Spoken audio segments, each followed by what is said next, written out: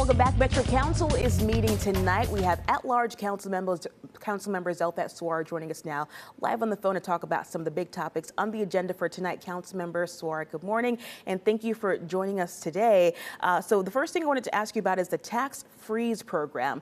Tell us what the program does and what change is happening to potentially help more senior citizens. Thank you. Good morning, and thanks for having me. So one of the bills we're considering is RS 2023-2159, and basically this is a program that freezes property taxes for seniors 65 years and older.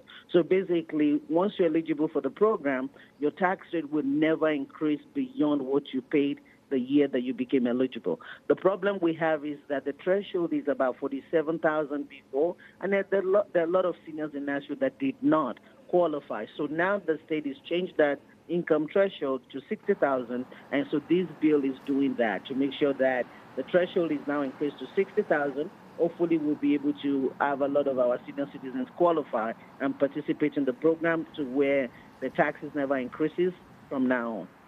Councilmember Suara, why is a program like this so important, and why is this change important when we look at the housing crisis that exists in Nashville?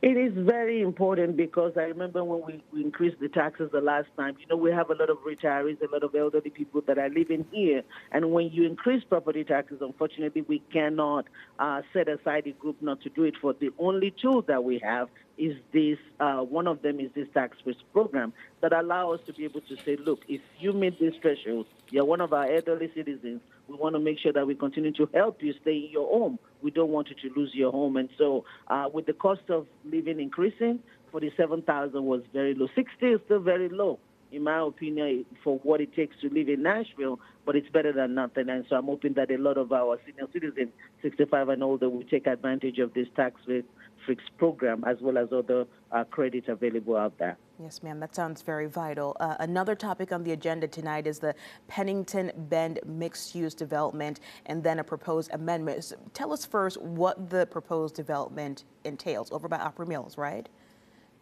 It's right by Opera Mills. It's about 214 acres, so there is a rezoning to change it to SP, which is a mixed use, used to be able to have a lot of things on that land. And so that's why it's a big one.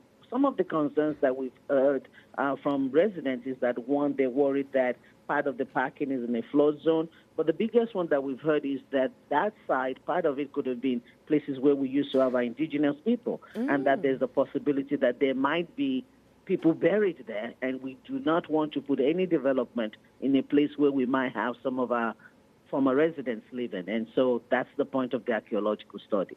Okay, and really quickly, another item on the agenda tonight, third reading for the Belle Meade development. Tell us a little bit more about that.